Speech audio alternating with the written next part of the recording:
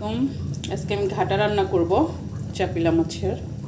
তো এটার জন্য মাছটাকে এভাবে সিদ্ধ করে নিচ্ছি। এভাবে একটু সিদ্ধ করে নেবেন, তারপর কাঁটাগুলো বেছে নেবেন।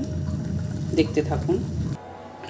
এই যে মাছটা ঠান্ডা হওয়ার পর এভাবে কাঁটাগুলো ছাড়িয়ে নেবেন, তাহলে আর এই যেভাবে টান দিলে এটা খুলে যাবে, এই যে এরকম করে। ব্যাস, তাহলে আর কাঁটা লাগবে না। এই যে এরকম করে কত সহজে হয়ে যাচ্ছে, দেখুন।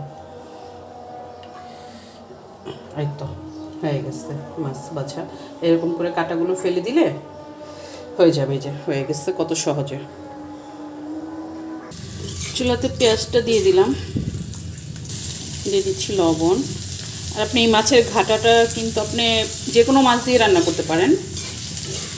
আর হইতেছে ইলিশ মাছ দিয়ে বেশি মজা হয়। যদি ইলিশ মাছ ঘরে থাকে তো কথাই নাই, এভাবে রান্না করে খাবেন, এত মজা পাবেন আপনার ভাত খেয়ে, মনে হচ্ছে যে কী জানি খাচ্ছেন।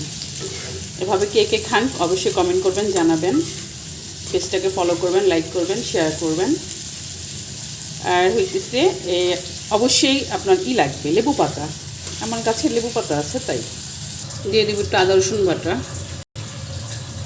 দিয়ে দেবো মশলাগুলো। এখানে ধনিয়া জিরা সব কিছু আছে।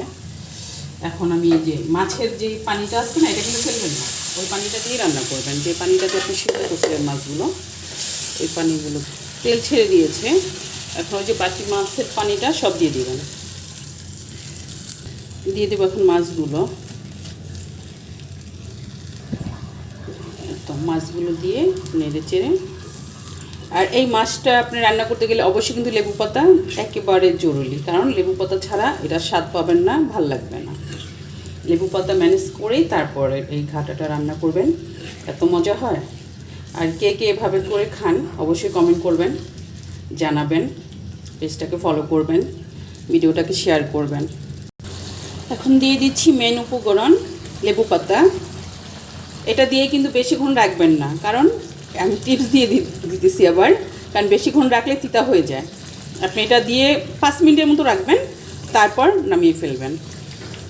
5 মিনিট পরে এটা নামিয়ে ফেলে দিবেন, রেখে দিবেন না, তাহলে কিন্তু তিতা হয়ে যাবে। রান্নাটা কীরকম হয়েছে অবশ্যই একটা কমেন্ট করবেন, শেয়ার করবেন, পেজটাকে ফলো করবেন, পাশে থাকবেন এরকম ছোট ছোট আমাদের দেশীয় রান্নাগুলো দেখার জন্য। আমি ঘরোয়া যেগুলো রান্না করি খাই সেগুলোই প্রতিদিন ছাড়ি, আপলোড করি এখানে আমার নতুন সব রেসিপি। আল্লাহ হাফেজ, ভালো থাকবেন।